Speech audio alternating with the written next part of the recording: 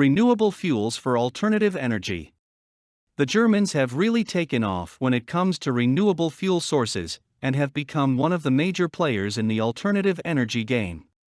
Under the aegis of the nation's electricity feed laws, the German people set a world record in 2006 by investing over $10 billion US in research, development and implementation of wind turbines, biogas power plants, and solar collection cells.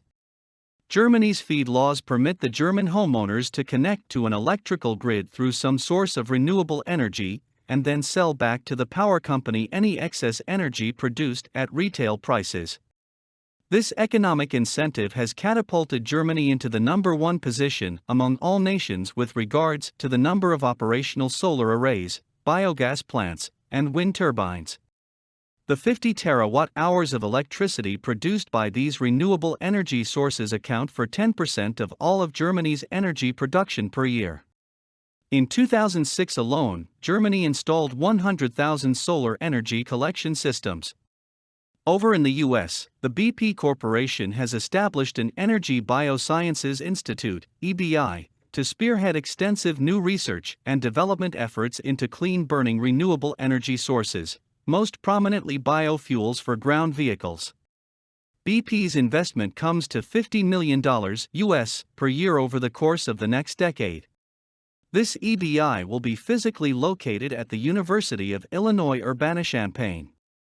The university is in partnership with BP, and it will be responsible for research and development of new biofuel crops, biofuel-delivering agricultural systems, and machines to produce renewable fuels in liquid form for automobile consumption. The university will especially spearhead efforts in the field of genetic engineering with regard to creating the more advanced biofuel crops.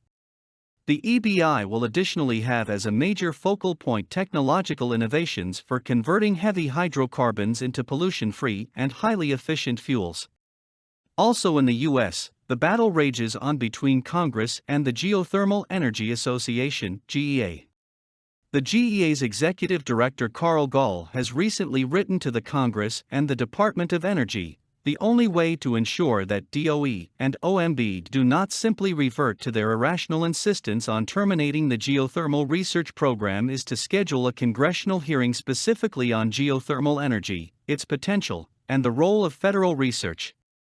Furthermore, Gall goes on to say that recent studies by the National Research Council, the Western Governors Association Clean Energy Task Force, and the Massachusetts Institute of Technology all support expanding geothermal research funding to develop the technology necessary to utilize this vast, untapped domestic renewable energy resource. Supporters of geothermal energy, such as this writer, are amazed at the minuscule amount of awareness that the public has about the huge benefits that research and development of the renewable alternative energy source would provide the U.S., both practically and economically. Geothermal energy is already less expensive to produce in terms of kilowatt-hours than the coal that the U.S. keeps mining.